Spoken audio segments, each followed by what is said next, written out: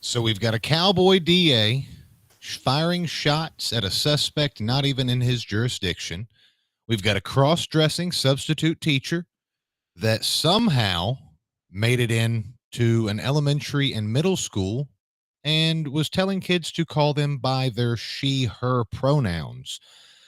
Plus, we've got an update on the 150 books that have been purged from the Rutherford County Schools library.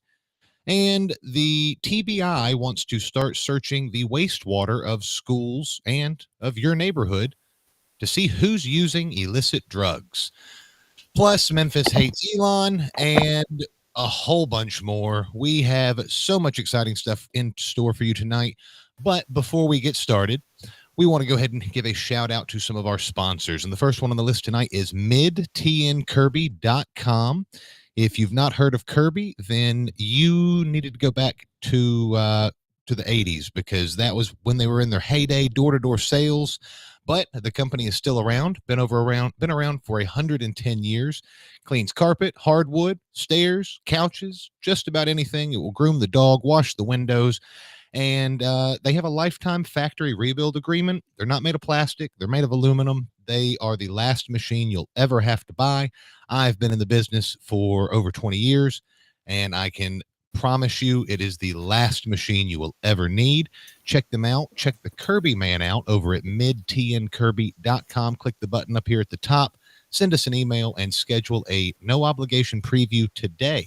Then when you get finished doing that, head on over to A State of Creative over on Facebook. There you can find the newest selection of gently used and refurbished furniture. They've got an awesome chaise lounge that's about to come out for sale now. They've also got leather recliners, an amazing, a parlor chair.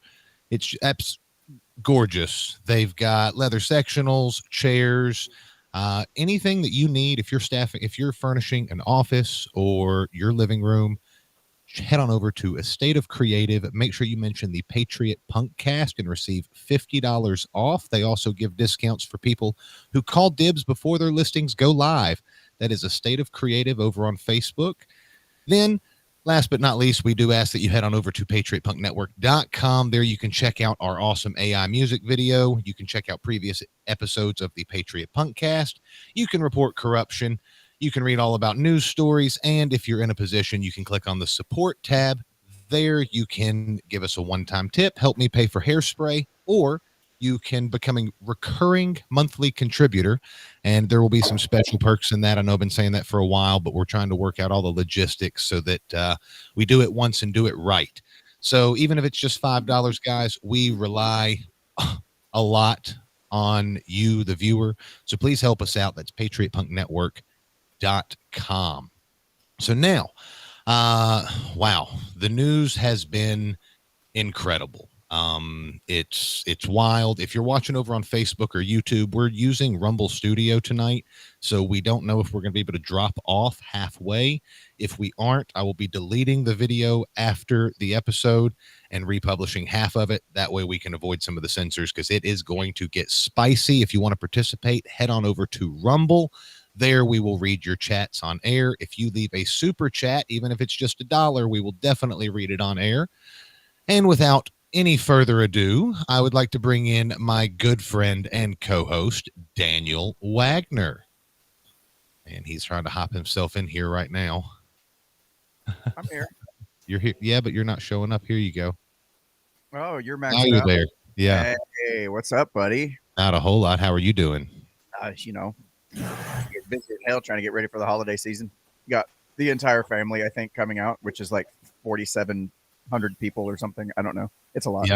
Yep. And good news to everyone watching. We hit 500,000 total views on Rumble. So the Patriot Punk Network has hit the 500,000 milestone. For that, we are eternally grateful.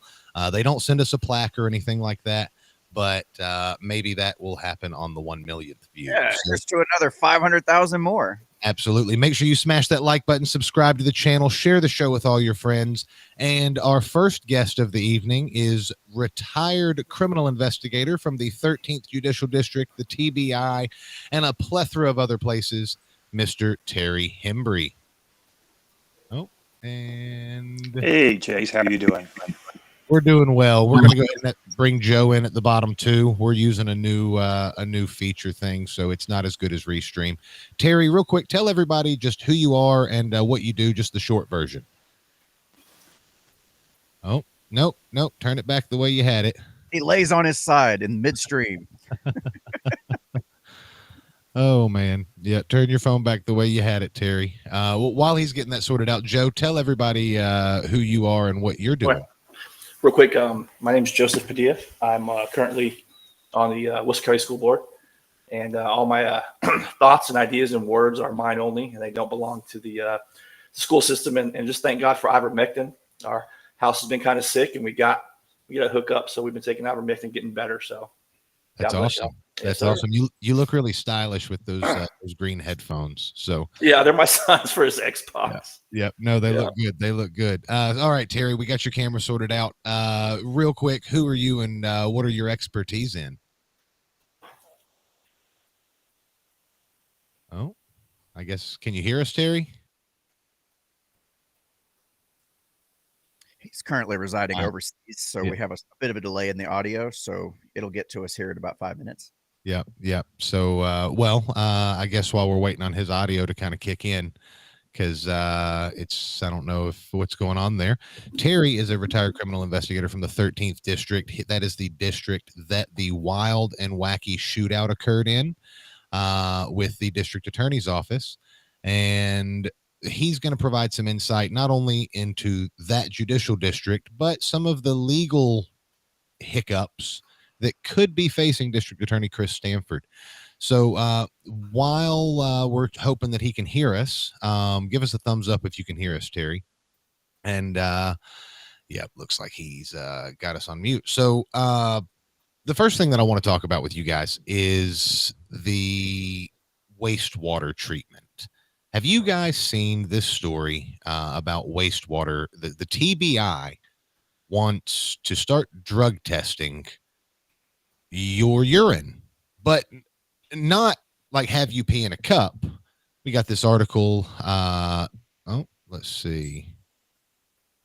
From News Channel 5 clickbait. Okay. TBI wants to test wastewater in Knoxville to track illicit drug use. Now, while Daniel's scrolling down on that, because I'm having to read it off the screen here. It should come as no surprise that the Tennessee Bureau of Investigation wants to cut down on illicit drug use. I actually find that hard to believe. But what perhaps is surprising is where that information would come from. So earlier this week, TBI Director David Roush pitched the idea for a 30-week pilot program to study wastewater to be able to track the use of illegal drugs. I know that one of the things they were talking about here was specifically the type of drug and the amount of drug that are in the system. There's no limits. They're going to be testing for marijuana. For example, at a high school, they'll go in and pull that water and they'll see what's going on there. And if they'll be able to show us if, scroll down, Daniel, show us the amount of high use of marijuana in the school, be able to see that based on the output.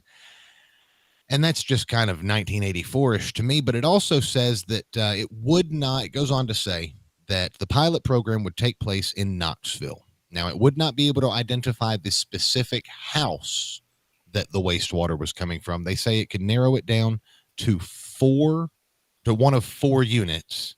And then from there, they would use other means of intelligence in an attempt to find out who it is using the marijuana or the meth or whatever it is. It lists at the very bottom, it gives the statistics of how many the pilot program are going to go. It's going to cost $3 million. There's 70 other communities in the area that are, or 70 other communities in the U.S. that are doing something like this. And let's see, do you see the statistics, Daniel, where it says how many schools and everything like that? I think it's like 12 high schools or so many dorm rooms. Just hit Control F and look for dorm rooms. There we go. Okay. 16 dorm rooms, 12 public high schools, and at least 120 other locations. So what do you guys think about this? What do you think about this, Joe? Well, I think that if you, first of all, I wonder what they're going to do with this information. But I also think about people are smart. Students are smart. They're going to stop using the restroom. They're going to figure out a way around it. And are they really going to get true results? Are they going to fabricate these results to what they want it to in order to get more money or spend more money, going after something that might or might not be a problem? These students years in the future, they'll be telling their grandkids about how back in their day they used to have to sneak outside to take a piss to avoid the drug screeners in their school. But so think first off, how many bathrooms are in like a high school? Oh wow, there's quite a few. Daily vaping is one of the major issues in our schools that we're trying to curtail from getting these, machines that can, we put in the bathrooms to get an alarm when when someone's vaping. I mean, it's a pretty big problem. But how many bathrooms are in a high school? I know so we might have had like 2 per hallway and like I couldn't 8 hallways, so maybe 16 bathrooms for plus locker rooms and stuff. So let's say 20 bathrooms, and you've got what 20 or 2,300 kids maybe at a big packed high school. Yeah. So poor janitor got fired because the kids were sneaking into the broom closet to take a piss in the mop sink. But no, think about the logistics of this. Okay, so there's 100 kids using a pisser. Okay, and just in one hallway, and that's if they only go down that hallway. Yeah, most kids go down multiple hallways during a day, so you're going to have cross contamination out the wazoo. And not that we'd want kids smoking anything like that, okay, at school. Not that we want a problem with Mary Jane. I'm trying to be safe while we're still on Facebook for now. But I don't think that we have to search the piss water to figure that out. I mean, does this sound Minority Report-ish to you guys? Yeah, it does. It's what's caused this to become an issue, and is the action going to resolve that issue? I'm sitting here wondering, I'd be afraid if they were going to do the military. That would be interesting if they did a military base. Maybe that's where they should start, because being in the Marine Corps, that would be something that would give you some good information. So what are they going to do with that data?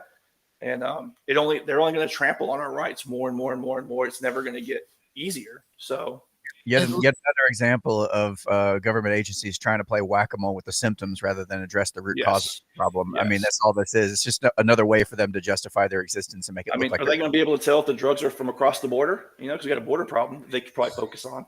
But no, they want to focus on, our local dealers, right? Well, they don't even want to focus on the local dealers. This is a way to track the drug use. Yes. And again, not that we don't have a drug use problem, but can you imagine, like, if they really could test it to where 2 or 3 kids smoking some dope, or 10 or 12 kids out of 200 in a bathroom? Well, what if they just start going and pissing in the teacher's bathroom? This feels a lot less like trying to solve an actual problem, and a lot more like market research for the drug dealers, just trying to find their target audience. Yeah. Yes. Yeah. I mean, if you want to know, look at the fentanyl overdoses right now. I know more people carry Narcan around because of it's such a problem. But we're going to focus on testing bathrooms in high schools. Why don't you focus on testing the bathrooms at the jail first? Because that's where I see a lot of the fentanyl overdoses. Especially out there in the 13th Judicial District. Putnam County has had, and I don't want to misquote it, but I'm going to conservatively say 15 plus in the last year. So Terry has hopped back in there. His camera's still disabled, but hopefully we get him back here in a minute and get the law enforcement perspective on this. But how does this make you feel as, someone who works within the school system? Would you guys allow the TBI to come and drug test a student? That's man, That's there's a lot of things that we currently do that aren't that invasive. Yeah, we do things now that I think we shouldn't be doing. So this would really be crossing the line to me because there's so many variables. And what are we trying? Like you said, whack-a-mole. What are we trying to do? All we're going to do is cause these kids to do something out of the ordinary and cause more chaos and more issues in the school.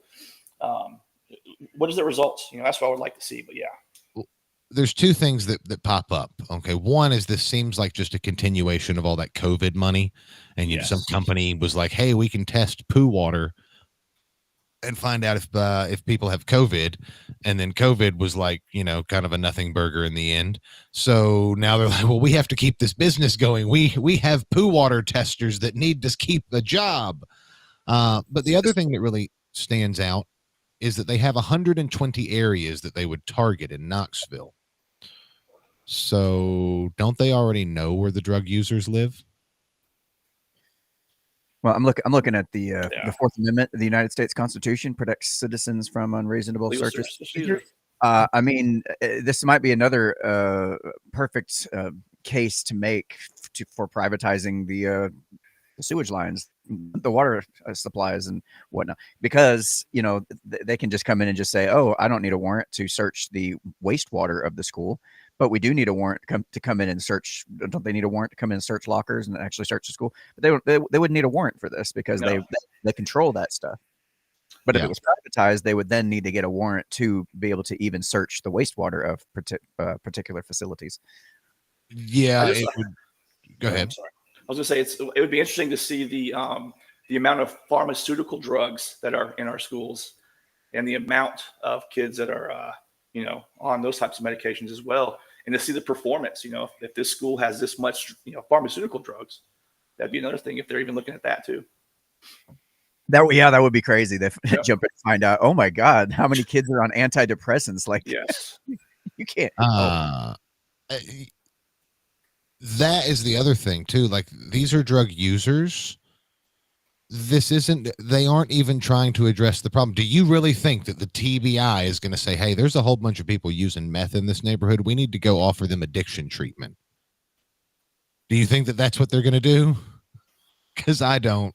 I think they're going to say, "Hey, we can make a lot of attorneys rich and make our crime numbers look really, really good by treating the symptoms instead of the actual cause of the problem." Yep. So 10-4. Well, there is another story that I saw. This comes out of Memphis, okay? And Memphis is... Oh, wait a second. Terry's on there. Can you hear us, Terry? Can you hear us? He's still... Yep, I'm guessing he can't. So his mic is muted, or his mic is unmuted, but he can't hear us. Well, anyway, so if he ever gets that sorted out, we'll definitely chime it all in. But the next thing that I really want to talk about is Elon Musk. And, for those of you who don't know, he's built an AI, I guess, plant in Memphis that it's like a massive processing plant to power Grok. I don't know if it's like, the heart or the brain or whatever it is, or if it's just some random appendage. But Grok uses a lot of electricity. And Memphis is mad because they say it could power 100,000 homes. Now, do you have this story, Daniel? I do. Pull that up for us. All right. So this comes from the Tennessee Holler. And I can't read that. You bet you'd like to read that, wouldn't you? Yeah, I would like to be able to read that. So this is Memphis CAP.org to National Public Radio. These generators are going 24/7, emitting toxic air pollution. Elon Musk's XAI supercomputer is gobbling up resources. In Memphis, enough electricity to power 100,000 homes. Go ahead and play that audio for us, Daniel. Powered by fossil. These generators are going 24/7, emitting toxic air pollution 24/7. He has a nonprofit called Memphis Community Against Pollution. They've counted at least 18 of these generators, which currently don't have air permits. Because the generators are mobile, the county health department says it can't issue permits.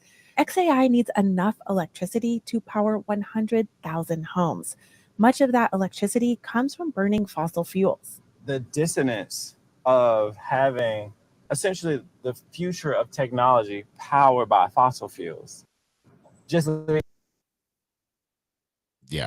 So first off, the one thing that stands out to me is with all of these global warming people, they always have such a soft voice that just reminds you of like some 1960s hippie. No offense to any 1960s hippies that might be in the audience. But it just reminds me of that. And it's that stands out immediately. It's that soft voice saying, I really care about this. And it's very, you got to be gentle with these people and you got to like deliver your message in a very, or they get triggered if you actually are blunt with them and tell them the actual truth of things. Yeah. Terry, can you hear us? Oh, it looks like he froze. Yep. Okay. That's awful. If you guys have, he is not having a good time tonight, is he? No, he is not. He is not having a good time tonight. Well, smart instead. Before we really break down some of the logical arguments, some of the fallacies in there in this argument, I wanted to pull up one of the comments in response to it. It was about water. One of the first responses was linked to a Yahoo Finance article talking about they're using billions of gallons of water to cool these machines, mostly unrecyclable. And so when you click on that article there, I don't know if you probably have to bring up a different window. There you go. They go through, and I'm not going to make everyone read all of this, but basically they talk about how all of these data processing centers are pulling water from places to cool these machines. And it does specifically break down. Elon Musk talks about how many billions of gallons of water it uses.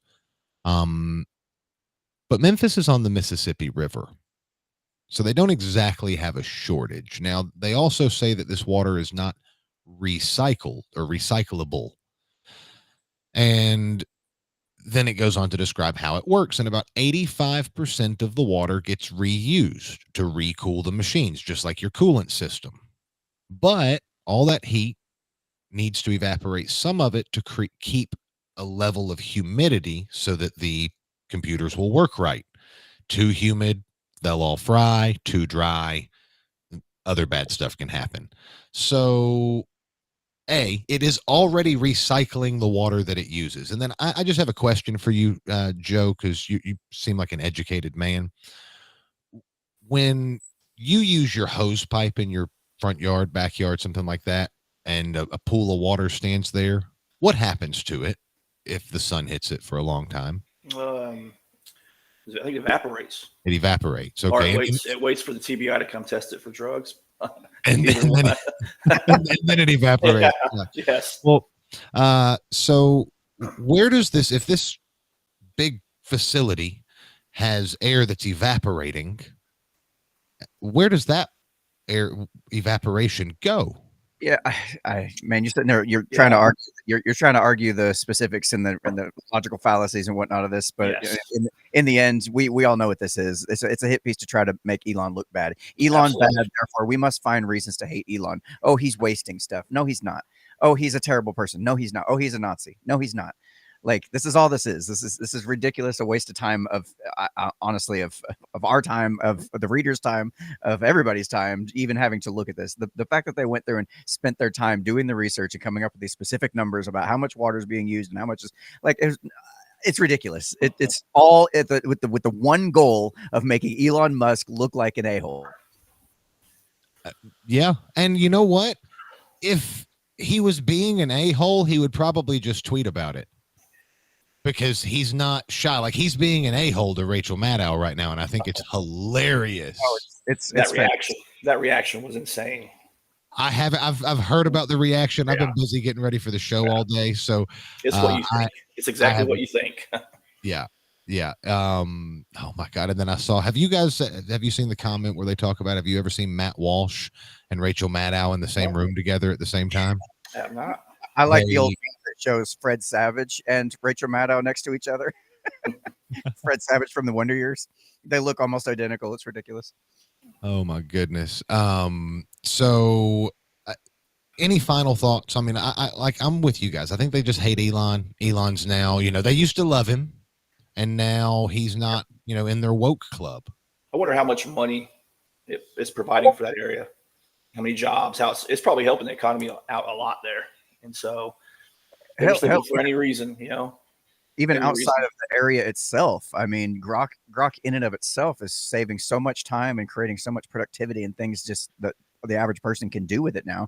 And Elon didn't just show up there and put his stuff up. He had to go through, the right people to get these things set up. And unless they're just so inept, which it is Shelby County, so maybe it is, but that they knew this was coming and it was a great idea. But then the election and Elon chose a side, and it's like, oh no, guys, we have a problem.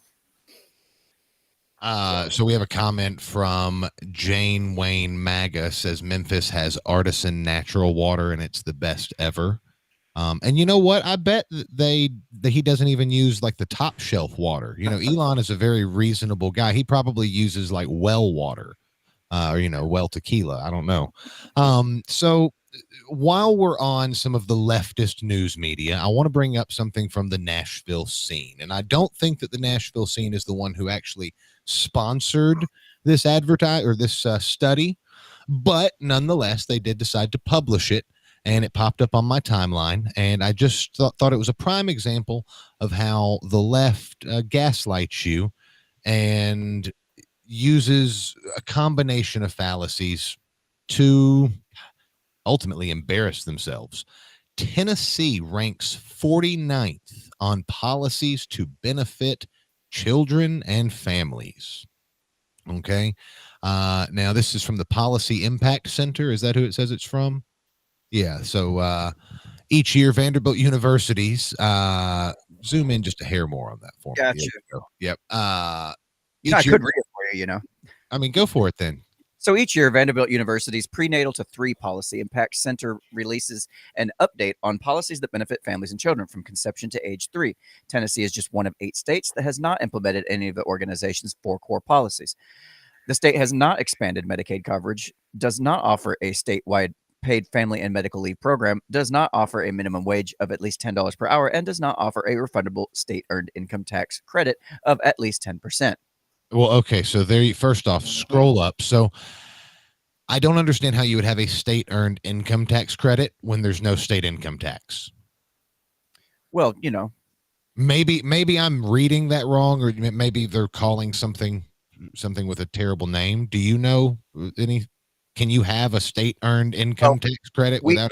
We have a federal earned income tax credit where we end up getting money back for having children and being under a certain wage. You know what I'm saying? Like it's clearly it's clearly I think they're looking for that benefit that just pays people for existing. Well, what's interesting is it says that Tennessee is one of the 8 states that has not implemented it. How do you think Vanderbilt feels that the state that they are in doesn't even participate? In their 4 core policies, And you look at these 4 core policies. First off, what is the name of the study again? It's policies for children and families. Prenatal. Yeah, so like children and families. First off, do you know anywhere in Nashville paying $10 an hour or less? I think McDonald's in some places is paying $17 an hour. So the minimum wage argument is complete bunk. And would $10 an hour help you in Los Angeles? So it literally has no effect, no impact. This is a useless study. Then they go through, and one of the other statistics that you scroll back up so I can keep reading those. One of the other statistics that they use is that we haven't expanded Medicaid. First off, women and children, unless you are, make like a decent chunk of money, you get health care for free from TennCare. There's plenty of benefits. Now, if you are a single man, there's not a lot, and you have a job, even if it's a low paying one, there's not a lot of options for you. But that's not children or families. That's single men. You know what I just noticed all these things have in common is every single one of them are just saying, okay, Tennessee has not done these things that the government shouldn't be doing anyway, or they haven't expanded these things that the government shouldn't be doing anyway.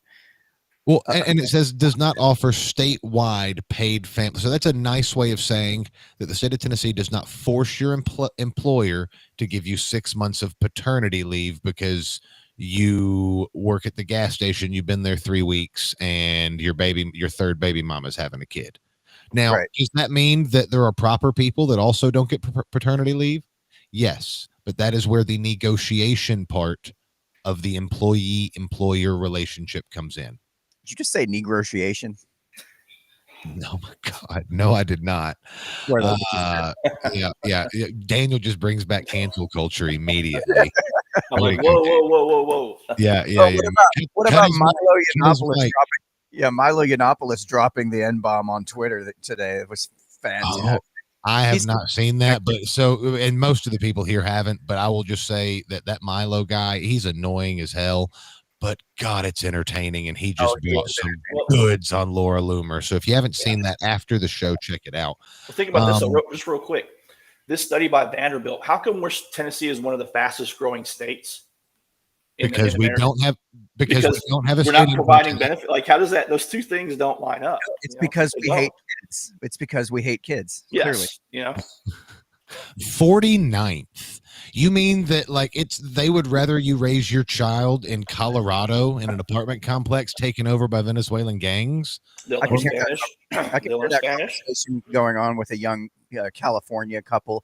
Hey, you know what? I heard Tennessee really hates kids and families. What do you say we move out of California, move on down there, huh? That's probably how they went. I know it. I just know. Oh my goodness. Well, but some of a lot of the Californians are good. If you're a Californian watching this show, you are not part of the problem, but you all know a Californian that is part of the problem. Yes. Tiffany Johnson. So that's for the Rutherford County peeps out there. Now, Terry wants to hop back in again. I'm going to let see if that happens. If not, we're going to pull Terry in on a phone call when we get to that part. If it doesn't, if it ends up not working. That being said, I don't know if we can drop Facebook and YouTube right now, but this is going to be the spot in which we cut it off in the video. But before we do, if you are listening over there, make sure you share the stream. Hop on over to Rumble. We're going to have a good time. And if you're listening on Apple or Spotify, please go and review us. Give us a 5-star rating so that we pop higher up in the search algorithms, and you can watch it with a bunch of friends. So we appreciate you watching, and head on over to Rumble or X. Let everyone hop on over there. This is a good time to remind everyone that we rely entirely on your support, and we are really trying to grow this network and become the important context provider, the sound of reason, if you will, in the state of Tennessee. So please consider going over to patriotpunknetwork.com/support. There you can support the network. You can also check out our sponsors, A State of Creative on Facebook, or midtandkirby.com, and have a visit from the Kirby man. Okay. The button I had earlier is not available any longer for me to close those out. So we still got YouTube along with us. Okay, well, I'll just have to go delete them here in just a little bit. So, the one of the hottest issues that I've seen, it's been going around on Facebook all week long, is that the Rutherford County School Board is going to purge 150 books. And if you look those words up, I don't know if I've actually sent you a link to that. I don't know because we've covered it before, but there's a story from the Tennessee Conservative that the Rutherford County is to purge 150 books from their school library. It's written by a friend of ours at the show, Olivia Lupia, I believe is the one who wrote it. And she actually did a good job covering it. The issue is people think that all of these books are sexually, that's not that one. No, it's not I'll look it up real quick while you're I don't think I have it. Yeah, just type in Rutherford County to purge 150 sexually explicit books. So while he's looking that up, so she shares this story, and to her credit, she does not compliment Francis Rosales for making the suggestion. But there is a strong inference that a lot of the books are inappropriate.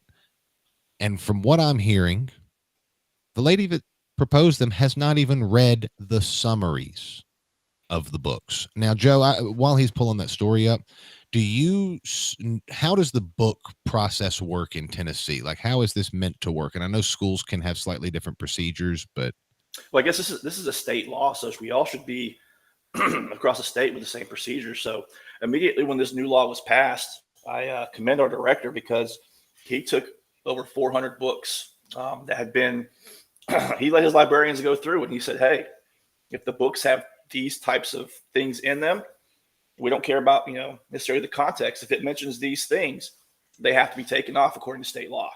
So for instance, there's a Dr. Seuss book that's taken out and you're like, well, Dr. Seuss, well, there's a picture of it's a cartoon kid with his butt just showing in the shower. It shows nudity, so it has to be pulled out.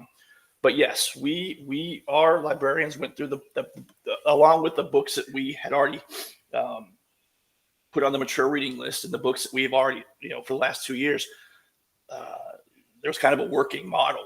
But yes, I don't know if that's what you're looking for. Well, so I know that the Rutherford County, I've covered theirs a few times. They don't actually have a book review committee anymore, I don't believe.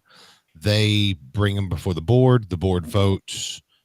And typically they've been doing 6, 7, 8. Yeah, I think one time they did 18 because they were bad.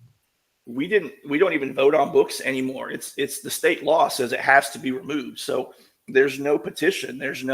Now, if somebody wants to keep that book in, then they can petition the state to keep it in. Or if a book that has something that someone is interpreting a different way, they can challenge it. But if a book mentions certain topics, it must be removed. It's not shall, it's not vote on it. It must be removed. And we're one of the only counties and we've shared this 400 book list with other schools. And now it's up to them to determine how they look at those books because our staff has already went through all of them. So there are, I think they've extended the deadline. Normally they have 60 days to review the books. I think they've extended the deadline to the end of the school year so that they can review all of these books. But they've also, it seems like this is a political stunt because with this massive overhaul of new books that has to be challenged, has to be read and reviewed, first off, most of the books came from a list where they give it like a 1 through 5 scale. Mm-hmm. And a lot of the books were like a 1 or a 2 on that 1 through 5 scale. They were not very high up. They were not. And through a brief sampling, a lot of the books will probably end up, if they were voted on as independently as the previous book votes have been, a lot of those books would have ended up staying, especially in high schools or something like that. But now they're offering, I believe, $1,000 stipend to the librarians to help them accomplish this task to the tune of something like $60,000. So it's almost like a back end way of, hey, I'm going to propose these 150 books and it's going to do a few things. One, it's going to get me some good PR because all the people that know that there's porn in these schools are going to pat me on the back and make, say that Francis Rosales did a good job. There's porn in them there schools. Yeah. Sexually explicit. And then the next thing they're going to do is, and we're going to show a little video from a previous school board meeting so that you guys know I'm not just pulling this out of thin air. Then when 130 of these 150 books end up staying or getting brought back into the library, the left is going to use all 130 of them to shove them down your throat and call you an authoritarian because it's an all Republican board, even though that's very, very debatable. There's about 4 of them on there that have horns longer than the Diddy list. But then after you've got the left hounding you for trying to be so authoritarian and take out a book that should have never been removed to begin with and harming all these kids' educations, then in about 18 months, when they start campaigning again, they're going to use that to their political advantage to call you the terrible bigot that tried to ban all these books. They're gonna offset everything they did and accuse their opponent of doing it. And that is how Murfreesboro has turned as purple as it is, despite all 7 members of the board being a Republican. Now, I sent a video to you, Daniel, it's towards the end of the Patriot Punkcast chat, the Rutherford County School Board, like 2 hours, 28 minutes in. Yeah, go ahead and play this with the sound on. And I just want you guys to listen, especially to the pause after Miss Rosales answers. This is from September 19th of this year. Seconded the motion. Is that okay with you? Yes. Robby? Okay. Just roll call, please. All right. The first book is Beloved. Mr. Vaught. No. Ms. Sharp. Yes. Mrs. Darby. Yes. Mr. Vaughn. Let's see this. Mr. Tidwell. Yes. Mrs. Rosales. Awkward silence. Just keep listening, though. Keep listening. Ms. Rosales. I know.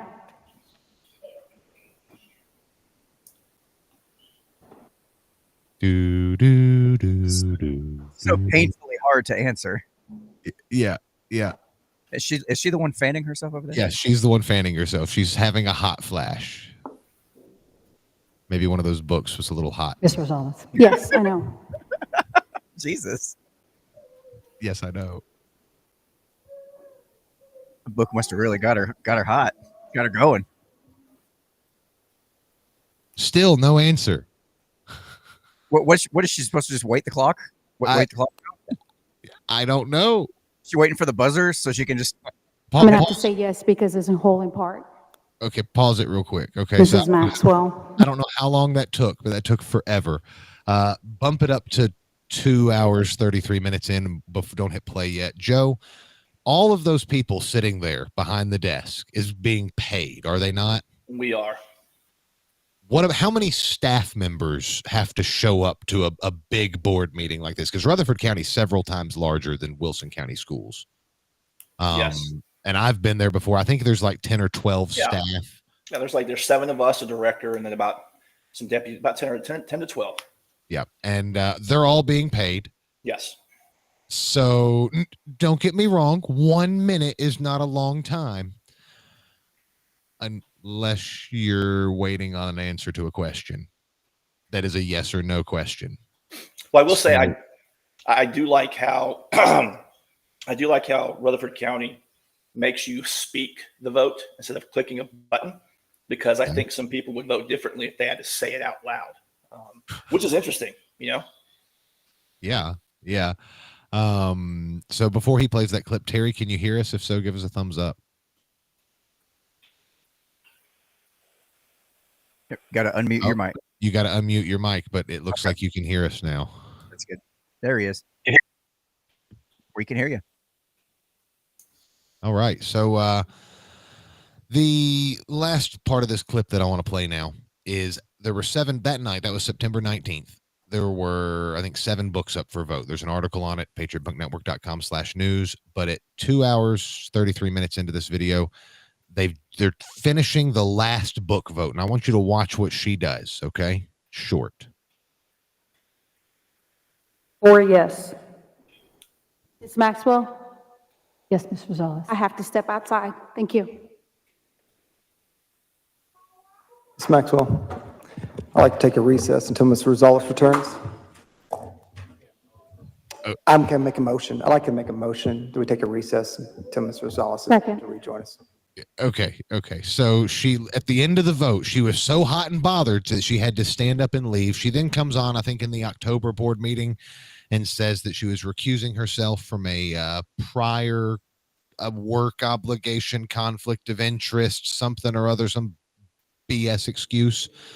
Good Lord. Like, we're twisting her arm to make her like, like, how hard is this? This is not that difficult.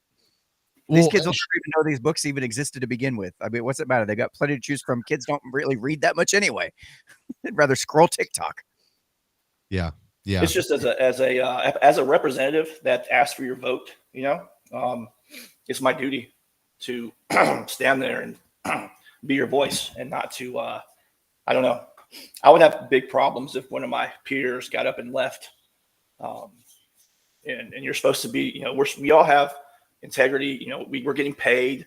We are supposed to do our own research and read these contracts, and we're supposed to be prepared for these meetings. And it is emotional. We vote on things that they're not easy, and these books, they do cause a lot of issues. But at the end of the day, we got to do what's right and what our constituents want, regardless if we're going to run again or if we're trying to impress Bill Lee or whatever we're trying to do. Whatever I want to impress my voters. I work for them, not anybody else. So, well, I think it's also important to note that the chair of that board, and there's that board gets entertaining, especially with Rosales on there. The chair of that board is the wife of the Rutherford County GOP chair that we discussed, I think last week before, when we were talking about GOP backstabbing. Now, one thing, can I mention something real quick about this law? Yeah. Just real quick. So to remove the books in the past, it was the obscenity law if it was obscene. Okay. The problem is the Tennessee General Assembly didn't tell us what obscene was. So they let all of us determine what we thought was obscene. Well, at the last General Assembly, they got together. And so this is what they determined as obscene. In whole or in part contains nudity, or descriptions or depictions of sexual excitement, sexual conduct, excess violence, or sadomasochistic abuse, as those terms are defined in another law. It's not appropriate for the age or maturity level of student in any of the grades kindergarten through 12 and must be maintained cannot be maintained in a library collection. So if those books have any of those things, it says they must not be maintained in a school's library. So that's why I said I don't understand why it says they cannot be maintained there. So why they're still voting with this law explicitly says that. That's what changed. That's why it was harder in the past to get rid of these books. And that's how we got rid of 400. They changed the law and said, this is what explicit is. We used to use, was it community? I forget what the word is, but we used to use what the community thinks is obscene. And what you might think is obscene might be different than what I think is obscene. Well, the General Assembly took it out of our hands and said, hey, this is what's obscene. And so that's what we follow. So now if it has nudity, just nudity has to be taken out. Violence. Even in that description that you gave, saying we're putting in adjectives like excessively violent, or what was the word? Like even that is up for interpretation. Sexual conduct, excess violence. I mean, you're talking about books like Roots. You could any book you can look at. I mean, The Outsiders. What's excessive, but this gives us a better something to work with instead of just obscenity. So that's why we made that move. So the law specifically says they can't be maintained. So how they're being maintained in Rutherford County and other counties is crazy. So that's the what they normally do is when they have one that's pulled up, if as soon as it's challenged or as soon as it's brought up as obscene, it's removed. That's so these 150 books have been removed, but then they basically go, there's like a Rutherford County book fairy committee or something like that. So, there's a lot of pushback. So they basically have a vote to determine on whether or not they think that book meets that definition based on the content provided. That's what they're voting on, is does it meet or have it in whole or in part. And I'm sure someone in the comments can tell me exactly how that works, because they have most of them either have a book review committee, or then I guess the laws changed and they just remove them out. They don't. It's just the board. But I just think, you talked about the way she just got up and left.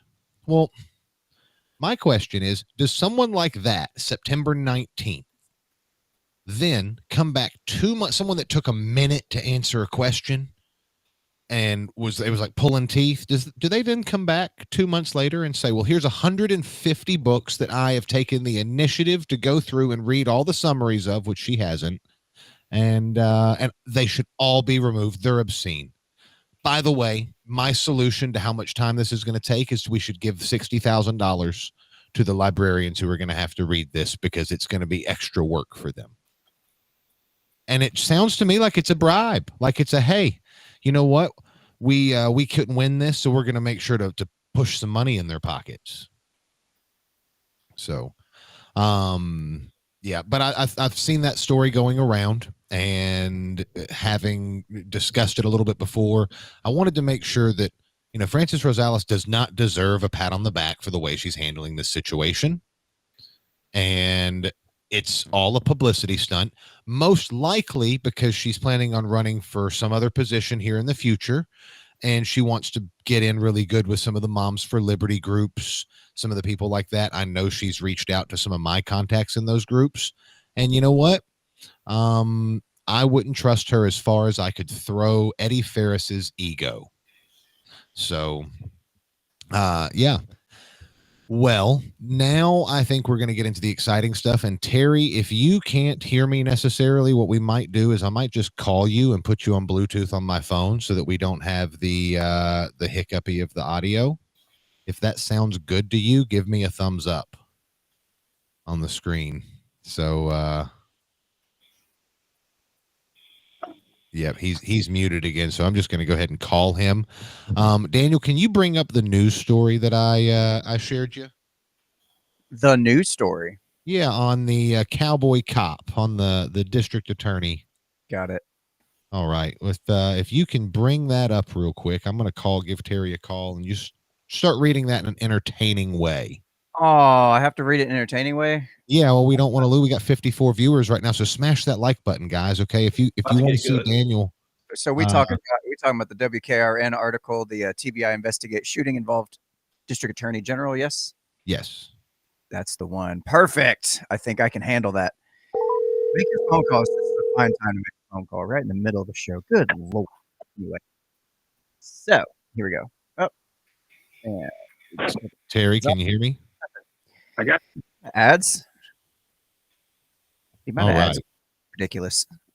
So, from the TBI investigating shooting involving District Attorney General from Smithville, Tennessee, the TBI has been called to investigate a shooting in Smithville Thursday evening involving a Middle Tennessee District Attorney General, according to a spokesperson. The spokesperson said DeKalb County District Attorney General Bryant Dunaway requested the TBI help investigate a shooting on Bell Street Thursday afternoon. The TBI confirmed the District Attorney General for Warren and Van Buren counties, Chris Stanford, was involved in the shooting. So real quick, just to summarize this, because this is pretty breaking news. This happened, I think, Thursday night. There was a month-old murder discovered. 3 bodies.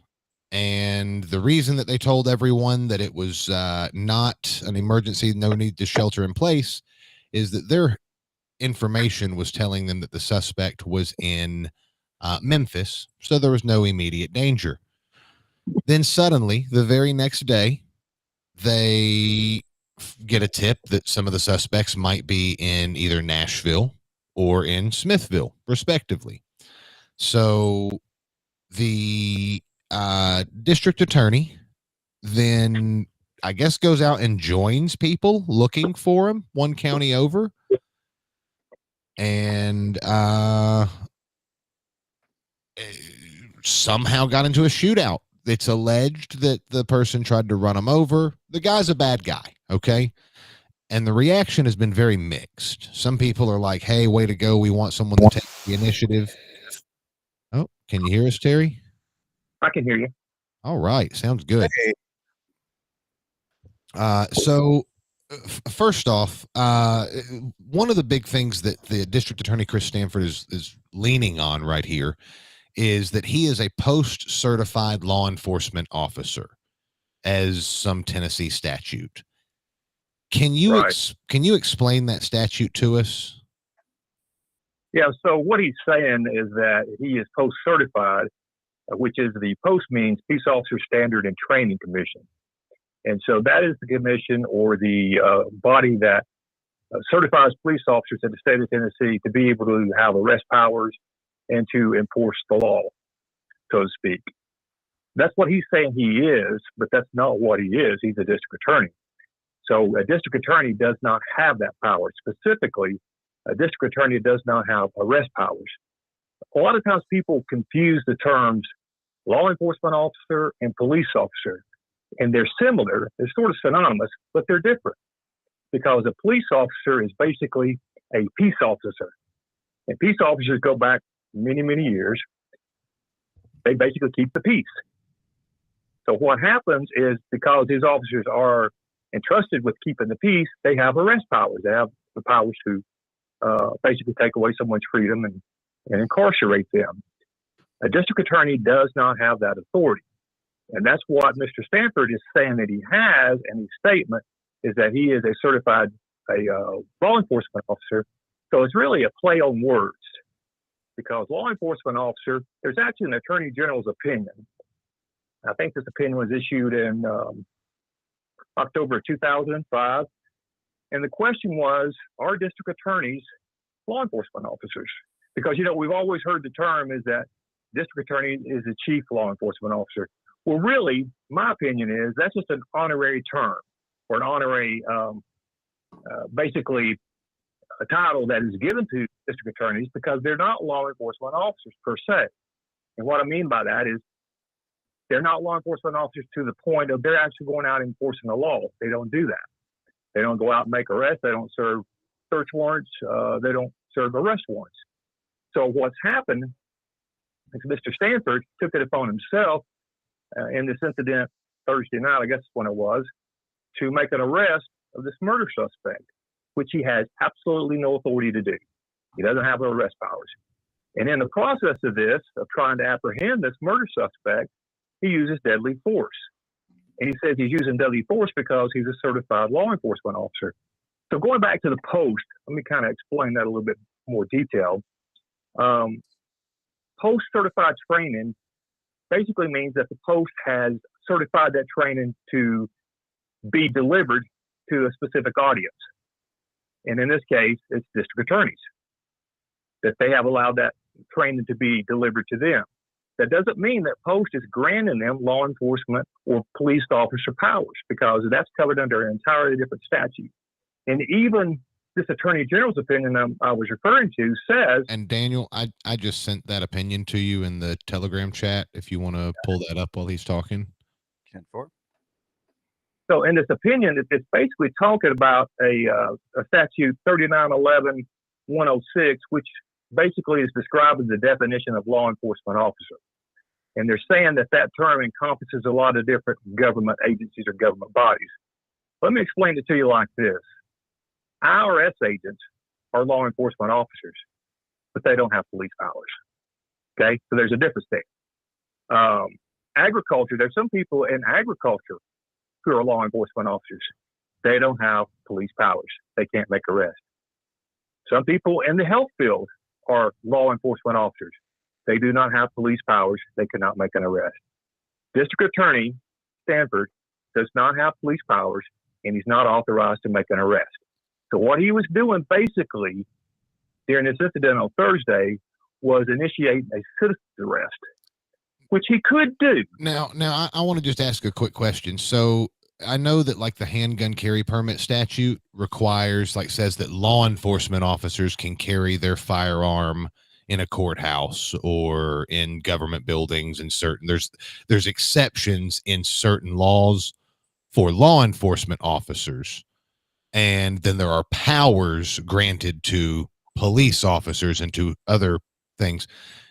Am I understanding this correct, that essentially he's a law enforcement officer, so some of those statutes, like maybe being able to carry his gun in certain places, would apply, but it doesn't mean that you get to go play Dog the Bounty Hunter in Smithville, Tennessee and have a shootout on Main Street. The mayor said this happened in the middle of the day. Correct. Yeah, you're exactly right. So he doesn't have the authority. It's basically what this is a handgun carry permit authorization. That's all it is. It's no different than anyone else who would go out and apply with the Department of Safety to get a handgun permit, other than this one came through the Post Commission. And so all the Post is saying is that, yeah, if you complete these training standards, you can carry your handgun as a law enforcement officer. But going back to this Attorney General's opinion, the reason the Attorney General wrote this opinion was to determine if district attorneys can sign judicial subpoenas. That's what the whole opinion was about. A judicial subpoena is a subpoena that is issued by the court for records. And so you have to be a law enforcement officer to obtain a judicial subpoena. So they were wanting to know, in his opinion, could district attorneys and assistant district attorneys sign these subpoenas or obtain these subpoenas because they are law enforcement officers?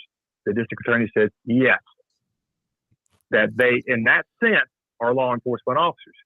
But he goes on to say that district attorneys do not have arrest powers. Even the Attorney General says it. District attorneys do not have arrest powers. So, and going back on Thursday, what he was basically doing was we're district attorneys basically have what's called absolute immunity. And what that means is that if they do something in the course of their duties, that they can't be sued for it, or they can't be charged criminally for it. There's also a clause called qualified immunity. And that basically says that if you do something in the course of your duties that you can't necessarily be sued, doesn't necessarily mean you can't be charged with it. In fact, if you go back, and you may remember the case of Breonna Taylor in Louisville, Kentucky, where the police, they did the raid on her apartment. They go in and they were met with some gunfire, and they returned some gunfire. So one of those officers was recently charged and indicted and actually convicted in a federal court because he was firing basically haphazardously into this apartment complex. Didn't know what he was shooting at or who he was shooting at. So he got convicted of that in federal court. What's the number one rule, Joe? I know you were a Marine. Do you ever shoot without knowing where your bullet's going?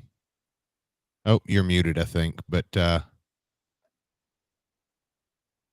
yeah, absolutely not. I mean, that's common sense. You don't shoot at something that you have no idea. Now that's amateur hour. Do you know, Terry, how many shots were fired? Has it been mentioned? Right, I do not. I remember seeing the interview with the Smithville mayor. He said several shots, and this is in the middle of the afternoon. But keep something in mind here. Because he is acting as a citizen and he's not a public official, even if he was a public official, he would face liability. But as a citizen, he faces a lot of liability. But he also, the state of Tennessee faces liability because he said he's acted in his official duties. So now he's put the state of Tennessee at risk for being sued and facing liability in this matter. He should not have done that because, again, he's a private citizen acting in a jurisdiction outside of his jurisdiction. Now, but that street, when those gunshots were fired, can sue the state of Tennessee, and they can also sue Stanford. So something else that I think is important to realize. First off, this is not the first time that I've heard an issue out of Chris Stanford's office. There's an alderman in Tullahoma currently, Kirk Glick, who is being charged after the Shreddergate incident. He was not the one shredding the 96-gallon trash cans. He just voted to put the woman who was on paid administrative leave, and that vote was apparently official misconduct. I believe it's the first time an alderman has been charged strictly for their vote. But the district attorney pro tem who's prosecuting that is Chris Stanford. And after the original booking, a district attorney's investigator, basically what you used to be, Terry, right, met him in the Coffee County Jail parking lot and choked him to forcibly take his cell phone from him. And it just sounds like that entire department is like the wild, wild west, and it's only one over from Dunaway's. So wild, wild west. Right. And to keep in mind too is that because of his actions, talking about Stanford, he has jeopardized this murder case now. I work for the victims' families because I don't think that these people will go free because of what he did, but it's certainly going to complicate the matter. It's going to complicate the criminal case. And Stanford, no one in his office can have anything to do with this case from this point on. Now, I know there's some people saying, oh, yeah, he can. Well, he can't. And I'm sure the court's going to issue a ruling very quickly on that they have to get out of this case. So let me ask a question, because a lot of people are actually applauding him for being hands-on. And it might look good for an action movie, but like you said, it creates issues with the prosecution. One of the things that I'm concerned about is I can understand a very dedicated person. If there's going to be a raid, they know where a high profile suspect is, maybe waiting in a safe house as like a favor to another department down the road. Hey, you can't be involved in it, but we've got a safe house set up, or, you can come hang out with us at the command center while, and watch us take down the subject. Could they have done something like that, like been at the Smithville Police Department watching it remotely, or would that still have compromised their? Yes, you're exactly right. They could have done that. And most district attorneys will do that. I mean, it's not uncommon for district attorneys to coordinate with law enforcement when they're going to make an arrest like this, but to actually participate in the arrest, that's uncommon. That doesn't normally happen. I can't recall an incident where that happened, where they were actually participating in the arrest, because their role is an advisor, not a participant. Yeah, and it would make sense if he was like down the road, so that if they had anything pop up, he could immediately tell them how the prosecution wants to handle it to limit liability, or maybe in an interrogation thing, maybe he starts spilling his guts. But this is, they actually just published another story earlier today talking about how the mayor, there's a post from Facebook. I think I tried to send it to you, Daniel, but there's so many links for today that it's hard to keep up with. But the TBI is now investigating this. What are some of the potential charges that he could be charged with? Well, of course, there's still some information that's unknown. One of the things I wanted to point out as well is that he says that he shot at this vehicle after it struck the agent, and that he felt like that he was in danger as another was in danger. There's a missing element here. I don't know if anybody else has picked up on this or not, but where's the body cam? Because if you're going to be making a high-risk arrest like this, you want body cams. And I haven't heard anybody talk about body cams, or if there is a body cam. Now, if we had a body cam like it shows, then the circumstances might be just a little bit different. But since we don't have a body cam, and it doesn't look like we're going to have a body cam, we know Dunaway's not going to turn over a lot of things. We already know how he operates. And the TBI, and I worked with the TBI, and it was a good agency when I worked there, but it's not the agency that it once was. The TBIs are basically, they're just going to be puppets in this process. And I hate to say that, but that's what they're going to be. They're just going to be puppets. And whatever the DA wants, that's what they're going to do. So I'd like to know if there's a body cam, because here's the point that I want to make about this. If it's true that the car was coming toward him, and he does have a right to defend himself, but if that car was speeding away, he should have never shot at that car. And that's criminal. Well, that's reckless. And if I noticed that there's a discrepancy in the reporting. One of them says that the officer who was struck by the car, the article that came out after says that the officer was struck by the car, the Homeland Security agent, which, so that everyone understands, it's probably not actually a Homeland Security like official agent from it's not one from DC or probably even from Nashville. It's probably a local department worker who's also on the Homeland Security Task Force or something like that. But saying Homeland Security agent definitely makes it sound more serious. And that's what it seems like they're trying to do in their post reporting. The other thing that I noticed is that the first reports that came out said before they actually captured the suspect, like after the shots were fired and the reporting was going on there, no one was injured. So what I'm almost wondering, and I'm hoping that I'm wrong. I'm I don't need to assume so badly, but while we're speculating here, was the officer actually struck, or did he just get like a near miss, or was it, because it sounds to me like something's wrong. And something else, we know what's out in this area.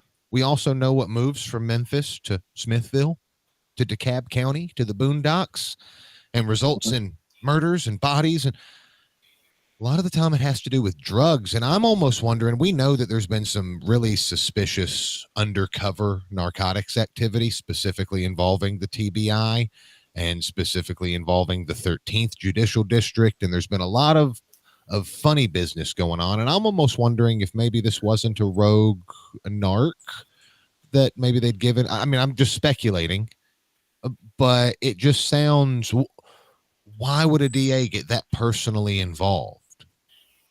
Well, the other thing about this, and I want to make this clear, no one should be trying to harm a law enforcement officer or a police officer. No. That should not happen. So I don't condone that at all. And anyone who tries to hurt a police officer or anyone who's trying to enforce the law in that capacity, they need to be dealt with in the most severe measures. But that doesn't mean that you can be judge, jury, and executioner. That doesn't mean you get to be Buford Pusser. There's a process that has to be followed, and that process should have been followed, and it was not followed. And Stanford was wrong. He was clearly wrong. And I think that he's certainly liable. He put the state of Tennessee at liable. And I think he, depending on the circumstances and what we find out as to how this vehicle was traveling when he shot at it, he could be criminally liable. If anyone has video, because when gunshots start going off, I've heard there's a ring camera footage, and with all due respect, the TBI can get a copy of that, but they don't have intellectual property rights to that. So if you have a copy of it, please send it to me. I would love to see the actual truth on it. We know that Dunaway is going to do whatever he needs to because it's political to make this go away. There is audio recordings out there of Dunaway saying, if it's political, I don't touch it, or something along those lines. And the Two Boys Institute, the TBI, they are obviously politically influenced. And with the way Jennings Jones and Dunaway and all these other, between the Plateau and Nashville Republican district attorneys, have all kind of like become all chummy with each other. It's going to take a miracle for this to not get swept under the rug, especially considering that the guy was, at least is accused of being, a really terrible guy. I mean, like, the individual involved that's accused of all this, their well-being is on the bottom of my concern list.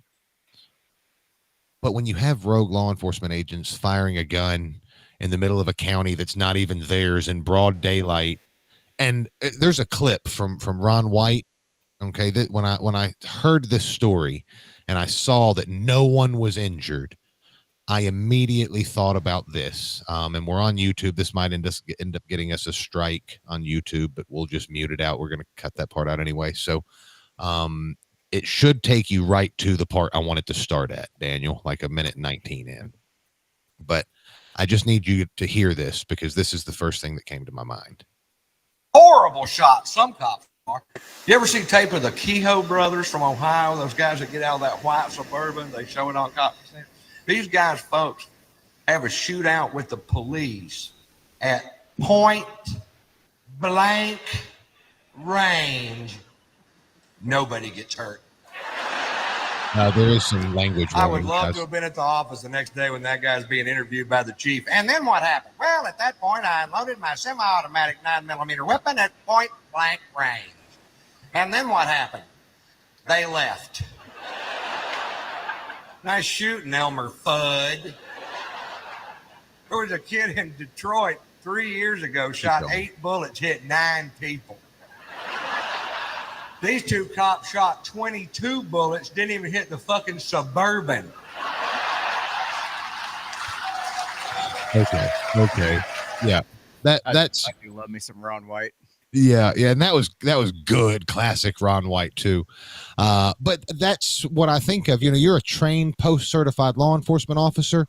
From what I understand, someone in the comments on one of the posts that's out there literally made comment that they did not even hit the car. And that, if that's true, and it happened in the middle of the day, in the middle of the street, I 100% understand why the mayor is pissed off. So right. Go ahead. One of the things I point out too, as far as the firearms go, is that or firearms training. One thing they teach you is that you never pull the trigger until you're on the target. Okay, so my question is, what was his target? What was he shooting at? Of course, I've been through several law enforcement, military, police academy. I've been through an FBI academy. I've been through state academies. They all tell you the same thing. You don't shoot at moving vehicles unless they're an actual threat to you and it's coming directly at you. So that's what he's trying to imply here, but we haven't seen any evidence that any of that's true. If that vehicle was truly trying to get away or going in the other direction, that's a serious liability. There's actually some cases, there's some case law about that where police have shot at vehicles that were fleeing after they did commit some sort of heinous act. They were fleeing the area. Well, you can't shoot at them. Now, there used to be what was called the flee and felon law in Tennessee many, many years ago, that if somebody committed a felony and they were leaving the scene, that you could use deadly force to apprehend that person. But that all got changed in a case called Garner versus Tennessee that came out of Memphis, Tennessee, where a Memphis police officer shot a 15-year-old kid who was running from a house that he just burglarized. So that all changed when that case came down, that you can't shoot at somebody just because they committed a felony. And that was Tennessee versus Gardner? Garner, Garner. Garner. I got a comment from English Rob here, says, well, OJ walked. And that's, so tell everyone why this can affect the prosecution, like just in the short version of why. Basically, it's up a witness. Talking about Stanford. And when a district attorney makes himself a witness to a particular case, they can't be involved in it because they have a prejudice at that point. So he has to recuse himself from that case because he basically intersected himself in the case as a witness. So just because we're having a little bit of audio trouble there, I want to just re-clarify that for everyone who maybe couldn't hear you. Basically, his job is to interview and get to the bottom of things through witnesses. And he just became a witness. So now everyone in his office knows a witness and has a personal working relationship. In fact, one of the witnesses is their boss. So now it has to go to a completely different department, which, in my experience, I mean, I'm not going to say it's a major problem, but you've now got a distance between resources. People are investigating it from one county that never work with that district attorney and are having to share evidence. You've now got to travel, just like the Chris Stanford's having to do to Coffee County. He's having to travel, has sent his investigators here, and it causes delays, conflicts of interest. And, whether you like it or not, let's say Jennings Jones becomes the pro tem DA. Jennings Jones isn't going to get a pat on the back for prosecuting crime in Smithville. It's not his jurisdiction. So he's going to be focused on his jurisdiction.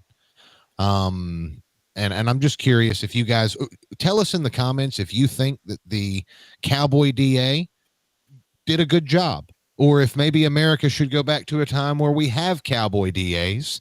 I am of the opinion that if you're an innocent bystander and and he was watching from a safe house, he came outside and they knew it and chased him down, something like that happened, no fault to him at all. But if he went there trying to pick a fight or trying to do whatever it was, then he just messed up this entire case, and it's the most unprofessional thing I've seen all week. And that's the tragedy of the whole thing. He basically messed this case up. The other thing, and I think someone alluded to it earlier, is that if you are going to employ a handgun in any situation, you have to remember that you're responsible for every bullet that leaves that barrel. You have to know where that bullet's going. And he obviously didn't do that, so he acted very irresponsible. It wasn't the Wild Wild West. It wasn't the showdown at OK Corral. This was a busy street where there were citizens going about their daily business who were put in harm's way. Yep. Joe, do you have any thoughts on that? That's sometimes implied power can go to people's head, and they think they have to be the hero. And this is a big problem that didn't have to be this way. It's it's going to be more litigation, more taxpayers' money, more time spent on something that didn't need to be spent on. Do you get Eddie Ferris vibes from this, Daniel? That he's just trying to be in the middle of everything so that when they make an arrest, his face is there? And I don't know about that, but I mean, I guess you could make the case for it. I mean, don't get me wrong. Like, I understand them going to be part of a bust and stuff like that. But with everything that's going on, Nashville, Memphis, dead bodies that didn't get found for a month.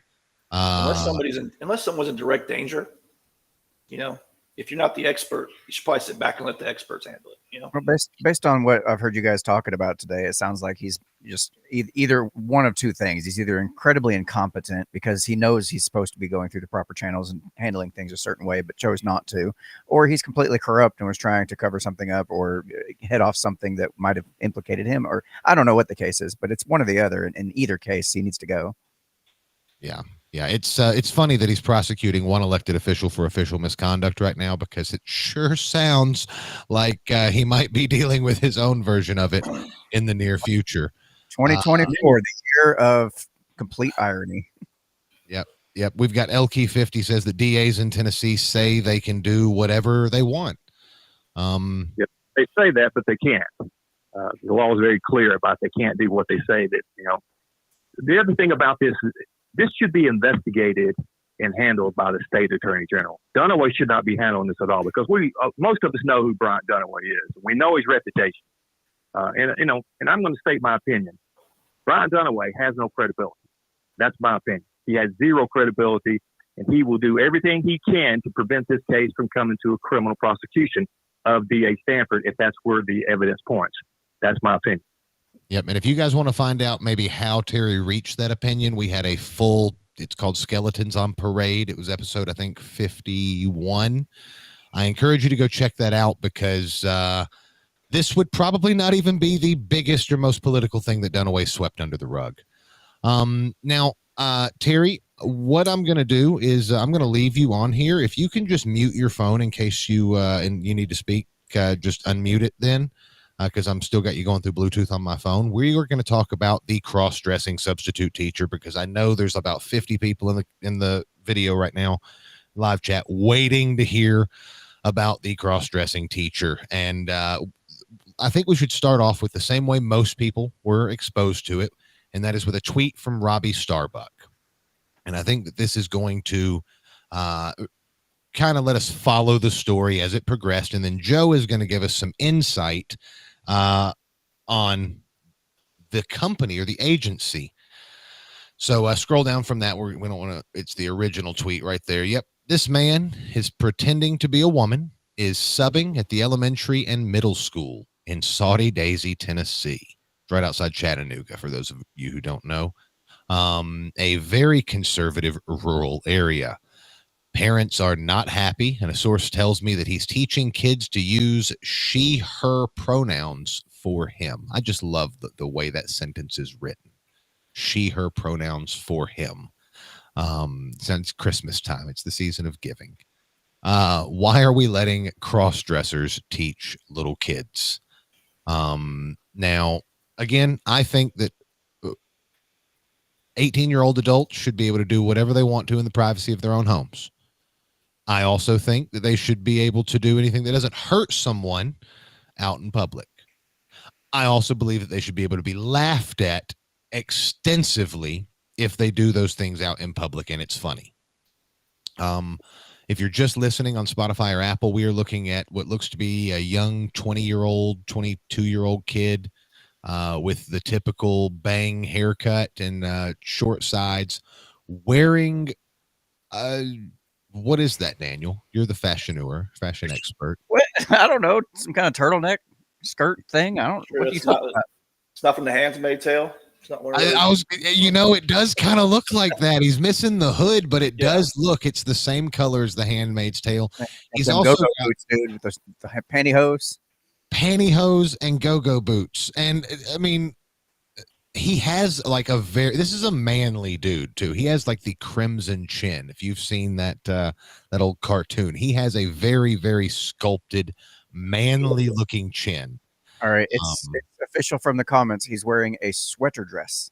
A sweater dress. Okay. Sweater dress with a turtle.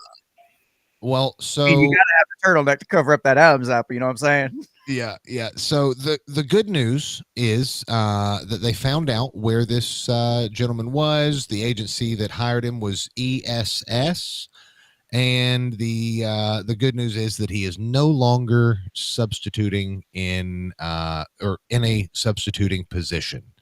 It doesn't necessarily say that he's not with the company anymore, but I don't think that they do anything like that. Maybe he's doing network engineering for him. But it seems that the social media outrage and the 1.8 million people who saw that post were able to get something done. Now, Joe, can you tell us your experience with ESS and, if Wilson County Schools still uses them and just that kind of stuff? Oh, absolutely. So the timing is actually perfect. We're having a sub shortage in Wilson County, so I went through the program to get my my credentials to be a sub. In that time, when I was going through the process, I decided to run for the school board. Running for the school board, I went and subbed in the middle school one day. The next week, this is in February, I subbed a half day at an elementary school. Kindergartners. I knew people knew who I was because I was running, so I didn't brag about it. I didn't post about it. I just went and subbed. I leave my phone. I leave everything in my car because I don't want there to be any doubt on what I'm doing in this classroom. Okay. So long story short, I get there early. Nobody's there. No students are there. And there is a teacher, another substitute in the classroom next to me. And she says, "How come you're not promoting this? Because you can get other people to sub." And I said, "I don't want to promote it because people will say that I'm running for school board and I'm doing this to try to pump myself up. I'm not going to do that." So I'm sitting in the classroom just waiting. And she says, "Well, you can't brag about it, but I can." So she takes a picture of me in front of a class, in front of a whiteboard. Nobody's in the class. It's before school started. She says, "Well, if you can't do it, I can." Okay, so that was fine. That day, it was only a half a day. Okay, so I'll hurry this up. There's two issues here. Later on during the day, I had to take this is kindergartners upstairs to the computer lab. Well, when I'm up there, I don't have a cell phone. Okay, so I got a piece of paper and the teachers have quotes outside their doors. I'm just walking by writing some of the quotes down. They're pretty cool, One was like, "Every child has a music inside of them. It's our job to get it out." Just try to waste time. Yeah, and you're running for school board, so having good, catchy quotes that are, that's good stuff to take notes on. So this is February, and this lady comes upstairs, and she has on this Rosa Parks shirt, and it says, And I'm like, "I like your shirt." Hey, Rosa Parks stood up, on the bus, fought for her rights, and she invited me in her classroom. So I go in her classroom and I look at some of the posters. It is Black History Month. I'm from deep South Atlanta, Georgia. I'm very aware of Black history, and I love Black history. And I think that we don't do a good justice of teaching the right Black history. And so we were having a discussion with the teacher, and I kind of wanted to show her that I knew some things about Black history. So I let her know that W.E.B. Du Bois, the first Black man to graduate from Harvard, actually taught in Watertown for a time being. And one of his books talks about teaching in Watertown. Okay. Then I talked about Nat Turner, and he led the slave rebellion. So while I was in the classroom, that teacher started bringing up the Don't Say Gay bill from Florida that was going on. And right there, my spidey senses were like, "Whoa, I don't know anything about that. I don't know. I don't want to talk about that." So no phone or anything. So I take the kids back. I leave. I'm done. I only did a half day. Mm-hmm. 3 days later, the lady who took that next evening, that lady posted the picture of me in front of the whiteboard saying, "Hey, this guy's being a sub. He's out here doing it. Support him. Come sub." 600 comments, people saying that he is not, if he's subbing my kid, he's out of there. He's a Christian. He's a white nationalist. He's a Christian Taliban. We don't want him subbing for our kids. 2 days later, that lady who posted it called me and said, "Joe," she's like, "they canceled all of our sub jobs." So they suspended us. And so we contacted the office and said, "Why did you suspend us?" They said, "We took pictures and we put kids' lives in danger," when the picture was nothing but myself in front of a white chalkboard. And so we were suspended. So during that investigation, we're sitting there at home like, we didn't do anything wrong. So then I get an email 3 days later saying, and I sent you the text, that now I was being accused of going into a teacher's classroom and telling that teacher that I didn't like the Black people that she had on the wall. And I wanted her to put and talk about the Black people that I like, which is ridiculous because that's not what happened. So I talked to some people and I was like, they said, "This is going to blow right over." They're like, "We have substitutes that have told kids to they've done some things really bad, And I was like, they said it was going to blow over. Well, it didn't blow over. 3 days later, I got a call saying that you can't work with us anymore. So here I am. I've worked 1 day and a half a day, and I was only with the company for 2 weeks. And when they tell me, I said, tell me what I did wrong. They just said that you aren't a good fit for ESS. That's it. Now I pulled a records request, and I found out that there were teachers around the classroom that sent their links to some of my school board speeches and said that I was there to get information to run on the school board. I was trying to get information about the school, and it makes no sense. I was taking pictures of the school. I never did that. And if I was trying to, if I really was trying to get information about a school, why would I sub a kindergarten class for half a day? I think that I probably would have went somewhere else. So long story short, like I said, they fired me, and it was a good thing that they fired me, because that was during the beginning of my campaign. I was able to step away and realize how bad the system needed to be changed. So that motivated me more to get elected. So I got elected, and then the next year we don't use ESS anymore. So they're gone. Now, what was the reasoning behind not using ESS anymore? Because and I've got some issues from Chattanooga I'm going to read here shortly, but I just curious to get what happened in Wilson County. Well, I don't. They were no longer. We wanted to bring it back in house because we thought we could do a better job. I don't think we were satisfied with the job that they were doing. So I'm going to read to you, and I hope that I'm able to read this email. It's public record because it was sent to all the board members and senators, and I see a lot of people on there like Farrell Hale and some Dawn White, a whole lot of people that are rhinos from my experience. But good morning, board members. And I'm just going to skim through this, but it's a long email, but I'm going to hit the important parts. Thank you for allowing me the opportunity to speak to you for a few minutes about my concerns with Hamilton County Schools hiring practices, specifically how they're affecting special education students who are enrolled in the public school system. I'm asking board members to bolster all policies which align with hiring practices and background checks. Hamilton County currently uses a contractor called ESS, Exceptional Student Services. First, please ask the administration for a copy of the vendor list.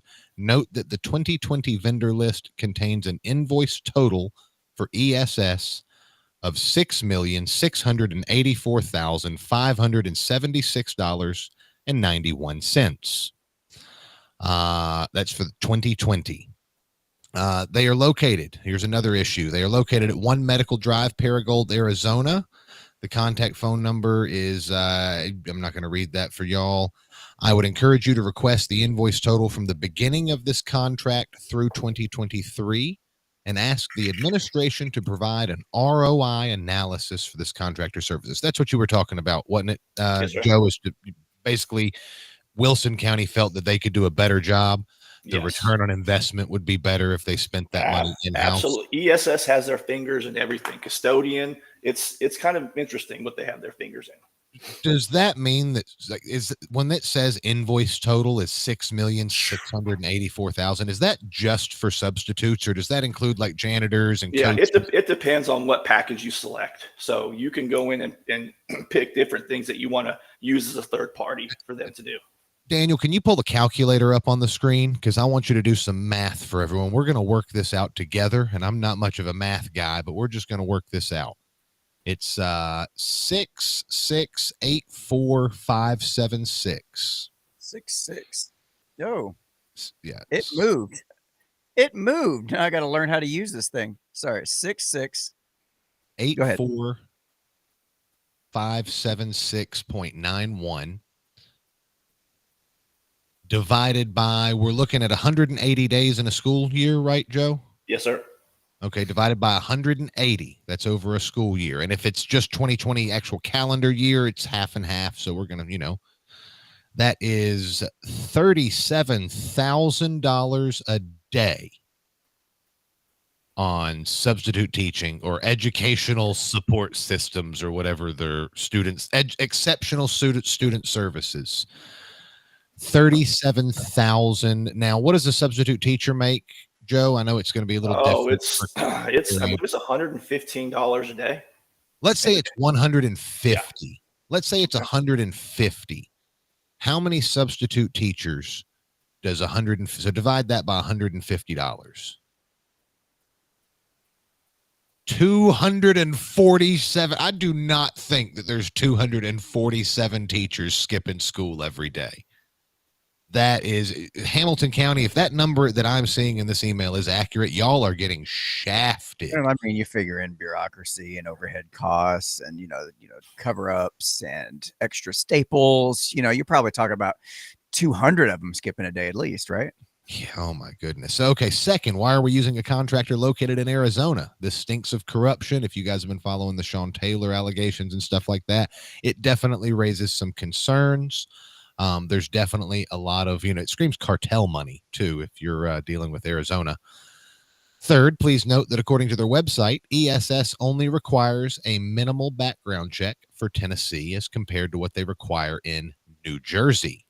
And it goes through, and this email has a screenshot from it. It says, ask yourself, why does an uber liberal state like New Jersey put more requirements in place to protect their children than Tennessee? She then goes on to ask the board members to work with legislatures to bolster those requirements. There's a comment about how diverse the company is. It's apparently 12 out of 15 leaders are white men. So, that doesn't really bother me necessarily. But if they're pushing diversity, it does. But then here is the most concerning part. Okay. If all of those things, if $6.6 million was not bad enough, okay, you need to hear this last part. And this is where those links that I sent you earlier, Daniel, brought up, and you can just kind of scroll through, all like 5 of them as I read them. Last but certainly not least, Hamilton County, Tennessee Schools has an epidemic of sexual abuse by teachers, specifically substitutes and special education teachers. One case of abuse is too much, but Hamilton County Department of Education seems to be teeming with perverts. Following is a sample of news articles from the past several months. Now, this email is from 2023, so these articles are a year old. But the first one we have is, and I'm going to read them. I tried to correspond the links. The links weren't working exactly, but we've got a YMCA gym instructor who is also a Hamilton County teacher arrested and charged with sexual battery. This is according to an archived page. The HCS hero was recognized as the HCS hero in April of 2021. It's been removed. Of course, but he had been a part of Hamilton County Schools since 2009 when he began as a substitute teacher, and he became an EA, an educational assistant, in 2014, and a certified teacher in 2017. Then we've got another link, Hamilton County first grade teacher indicted on multiple sexual abuse charges involving students. And then we've got two Tennessee substitute elementary school teachers have been busted for moonlighting as prostitutes following an undercover operation undertaken by law enforcement. That was, if you guys were following, I think we covered it. It was trans non-binary substitute teachers were busted for the prostitution. I don't know who looks for a non-binary hooker. Don't kink shame, homie. I'm just wondering, like, well, what do you want? I want a man. I want non-binary. Like, what do you? That's just like the oddest choice on earth. If you're choosing that, you were just looking for attention. Look, if you've already gone down all the normal routes, man, you got to escalate. You got to find that new kind of strange. That's Eddie Murphy, and oh my God. The superstars when they get tired, Like, I'm all about a little Mrs. Doubtfire in my life, Oh my God. I heard that there was an NC-17 version of Mrs. Doubtfire. I don't know if you guys have heard that or not, but he improv'd so much of it that they literally had an NC-17, an R, a PG-13, and a PG version of the movie. So now we're not finished with all of the sex scandals in Hamilton County. Former math teacher of the month, charged with raping an underage Tennessee student. And then Hamilton County Elementary School fails to inform parents about child sexual abuse program for students. Now, this is a staffing agency, isn't it? It is. Joe, pretty much. Okay. Absolutely, yes. So just like if you are a manager at Nissan and you are trying to hire through Yates or one of those other staffing services, sometimes you don't get the best quality person. and you will lose your contract if you're not able to provide the services, and that's $6 million they don't want to lose. Yeah. So they are going to throw bodies in positions, Yes. however they have to do it. Yes. I mean, this person probably, I saw people commenting, probably didn't wear a dress to the interview, but their social media page was full of them like posing in women's clothes. And not that I think that a social media check should be like part of it or anything like that, but like they said, these people aren't even being checked for child abuse background checks. I mean, Terry, are you still there? I don't know if you unmute your phone. I want to just. Yeah, I'm here. So in your experience, I know you were worked with sexual abuse investigations and stuff like that. Do you see, maybe not in your area, but are teachers, and what are some of the signs people should look for? Or, you know, if there's obviously there's an epidemic. Yeah, so one of the things that we typically look for in child abuse investigations is what's called grooming techniques, where, you know, a teacher or someone is paying particular attention to the student, keeping them after class, may take them on, you know, special trips, things like that, invite them over to their home after school. So all these are red flags to us. You know, we're wondering, why is this happening? You know, what is the interest in this particular student? Do you find it strange that there would be a full-grown man, whether it's I'm not asking for like lawful interpretation, but do you find it strange that a full-grown man wearing women's clothes would want elementary age students to know about their gender identity issues? No, I can't wrap my brain around that. I don't understand why that would be happening. I mean, those are things that don't belong in a classroom, in my opinion. You know, whatever he does outside of the classroom, his private life, that's between him and whoever. But when he brings that into the classroom, that's between him and the parents of those children and the school board. You know, about the type of curriculum he is trying to bring into a classroom that's not authorized, clearly not authorized. It's something that wouldn't be appropriate. Yeah. Now, go ahead, Joe. Well, I was just going to say, and maybe the gentleman can answer this, but this is where, you know, when everybody says it's just a book, okay, this is where it's not just a book, because when you have a group of teachers that are fighting to keep these sexually perverse materials in our libraries at school, okay, when the kid sees that, I think that's a part of a grooming technique, okay? When you let something like that in your schools, to me, in my opinion, when you let that in your schools, it always starts with just a book.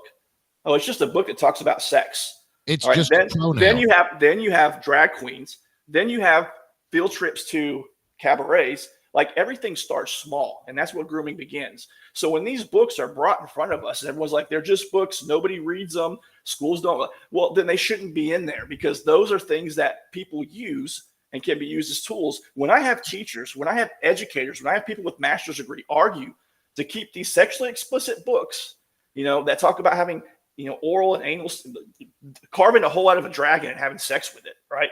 When it has these pictures of pedophilia, like, that would blow your mind. I'm going to tell you, when I got on the board and I had to vote on some books, I had some Marine buddies that saw what was going on, and they got on to me and they said, Joe, why are you banning books?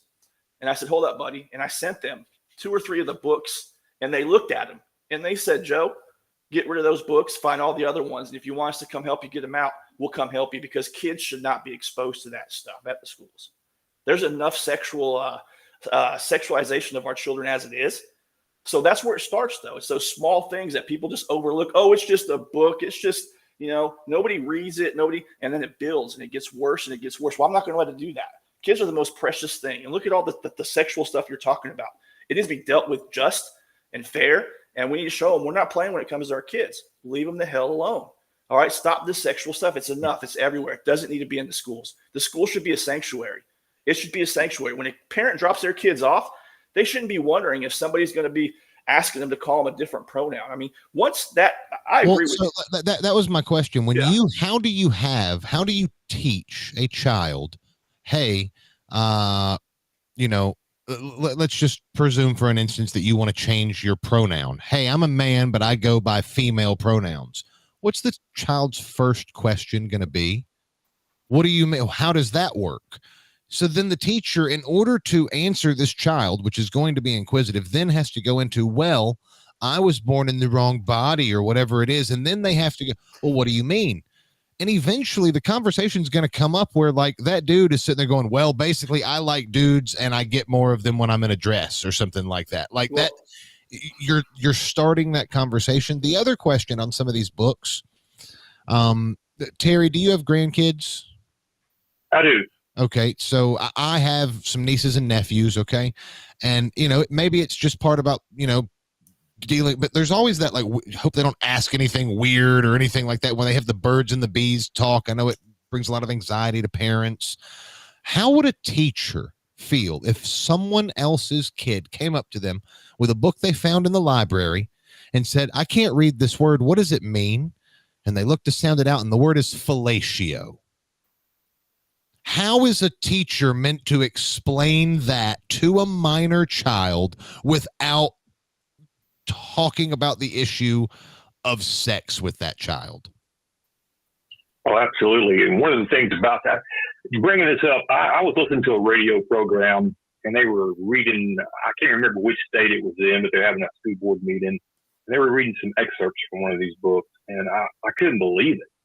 Couldn't believe the language that was in there. I mean, talking about sexually explicit, it was beyond that. And that's one of the things that happens when these perps are out there grooming children, is they introduce them to sexually explicit material.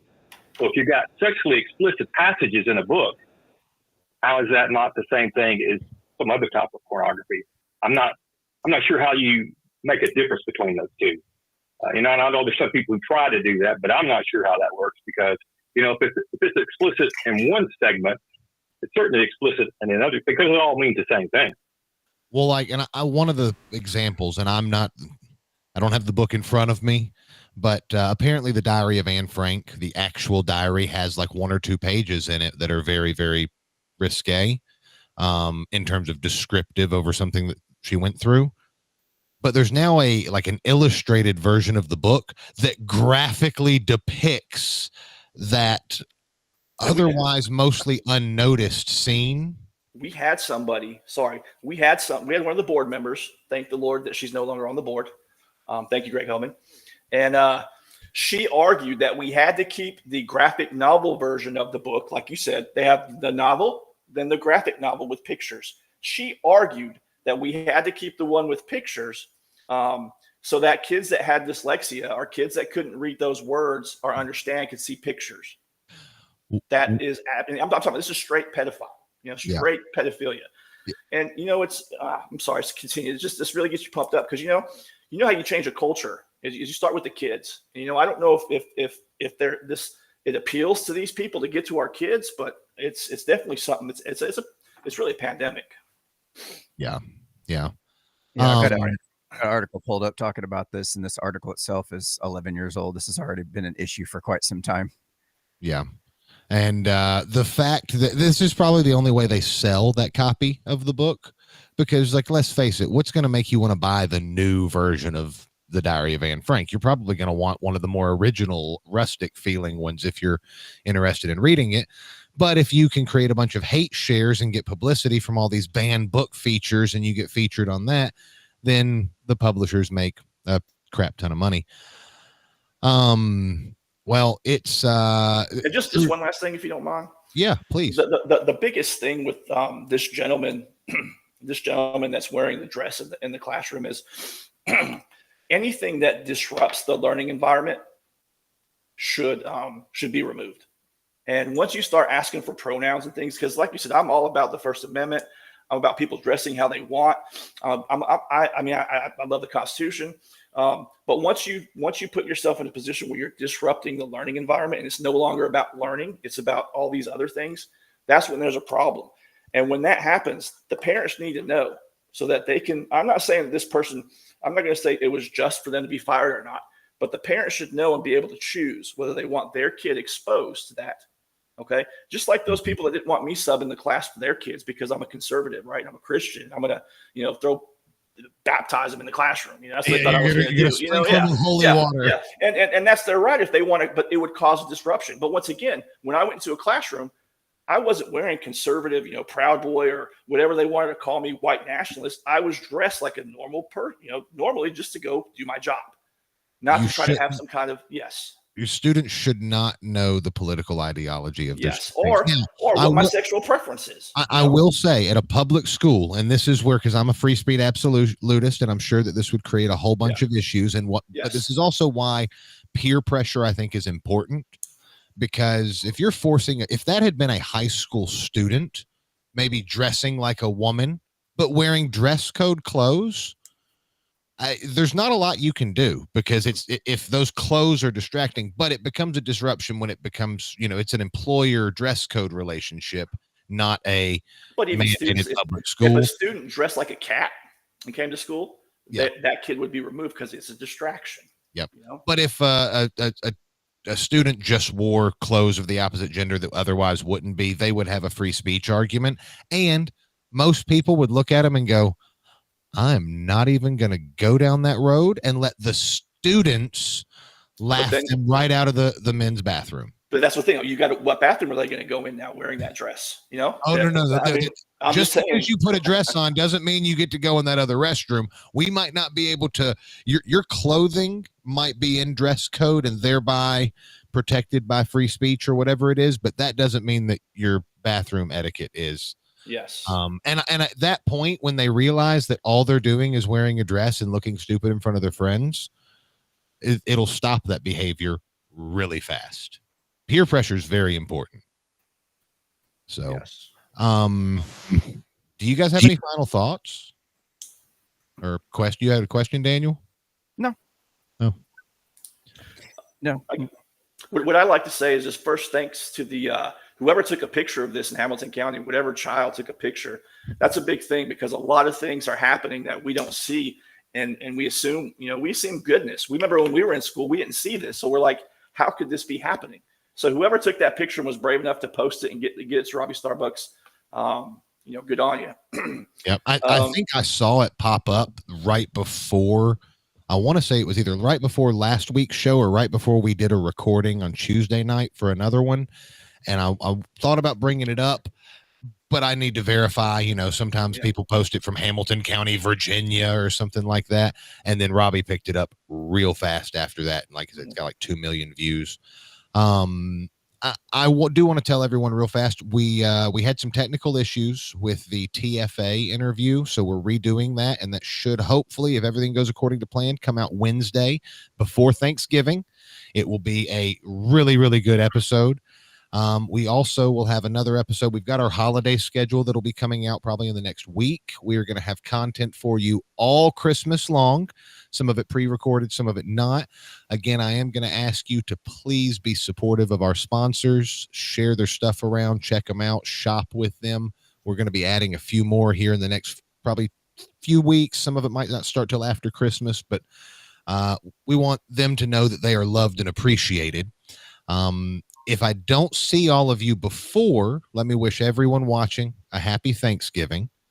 And Joe, where can people follow you, support you if you do decide to run again? Just to keep up. I don't hate to say it, but just Google my name. But I don't really have an official channel. But when people ask me this, I didn't do this last time on your show. The main thing I'd want to say to any group of people is to remember that we are a constitutional republic, not a democracy, and everybody needs to read the 10th Amendment, because things need to be at the states' rights, not just federal level. So that's where I like to leave people with, and I hope that they would understand that, because a lot of people don't. So yes, but that would be my signing off. If you're a fan of the 10th Amendment, I encourage you to check out Chuck Pierce from Restoring Men in History.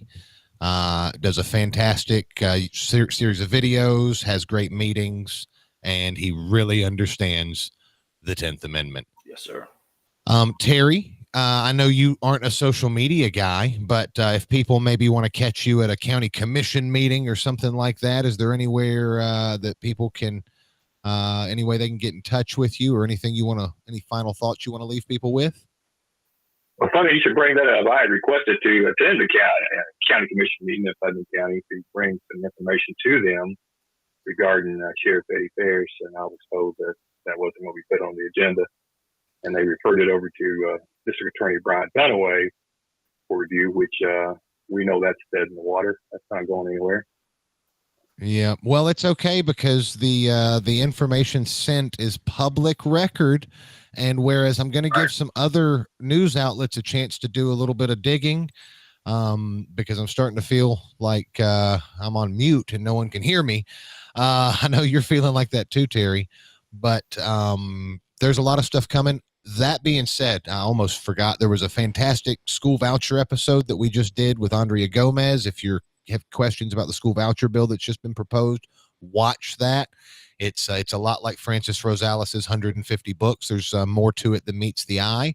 And I have another video coming out. It's already recorded. It's already out. It's late, but it's on Chief Bill Randolph, the police chief that was just indicted. I have audio that no one else has, and you can hear it straight from the horse's mouth on whether or not he did it and why he thinks people are going after him. So make sure you are subscribed and have your notifications turned on. Daniel, where can people find your antagonistic behind? Oh, if you want to come see my fun and frivolity over on X or any other social media platform for that matter, you can find me at Unframe of Mind. Well, it has been a lot of fun. I'm going to handle the sign off real quick, Daniel, because there's a special button I want to push. But it's been a lot of fun. I think this has been a great episode. Again, thank you guys for helping us reach 500,000 views. There's a lot more Patriot Punkcast coming your way, and I will go ahead and say that the Christmas episode is going to be different, but the name is at least going to be the coolest thing that I think we've ever come up with. So I encourage you to watch. Until next time, never mind the bollocks and watch the Patriot Punkcast.